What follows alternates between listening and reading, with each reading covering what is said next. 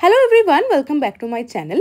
এই ফুটেজটা দেখে কিন্তু ভেবো না যে আমরা কোনো মিছিলে যাচ্ছি। আমরা সবাই হচ্ছি সুর পরিবারের মেম্বার্সরা। বেসিক্যালি কদিন আগে তোমরা একটা ভিডিওতে দেখেছিলে যে আমি ঝাড়গ্রাম গিয়েছিলাম, মানে আমরা পুরো সুর পরিবার ঝাড়গ্রাম গিয়েছিলাম। তো যখনই আমরা এরকম বড় ইভেন্ট করি তারপরে আমাদের যে এক্সেস জিনিসগুলো বেঁচে যায় সেগুলো নিয়ে আমরা রাত্রিবেলা শনিবার বা রোববার রাতে বেরিয়ে যাই। কলকাতায় যত মানুষ রয়েছে যাদের দরকার তাদের কাছে ওইসব জিনিসগুলো নিয়ে আমরা পৌঁছে যাই। তো আমরা গিয়েছিলাম শিশু মঙ্গল হসপিটালের ওই আশেপাশের এলাকায়। আমরা ওইখানে প্রায়ই যাই, ওখানে অনেক লোকজন থাকে, তাদেরকে আমরা চিনি। তো ওখানে আমাদের যে ড্রাই খাবার দাবার যেমন বিস্কিট, কেক, চিড়ে ভাজা, ছাতু এগুলো বেঁচে গিয়েছিল, সেগুলো নিয়ে গিয়েছিলাম। প্লাস এবারে আমরা একটু পুরনো জামা কাপড়ও নিয়ে গেছিলাম, পুরনো কিন্তু পরিষ্কার পরিচ্ছন্ন জামা কাপড়। আর আমাদের বই খাতাও ছিল অনেক, সেগুলো আমরা নিয়ে গেছিলাম, ওখানকার বাচ্চাগুলোকে দিচ্ছিলাম। যেহেতু অনেক জামা কাপড়ের ব্যাগ ছিল তাই সবাইকেই কিছু না কিছু ব্যাগ ভারী ভারী বইতে হচ্ছিল।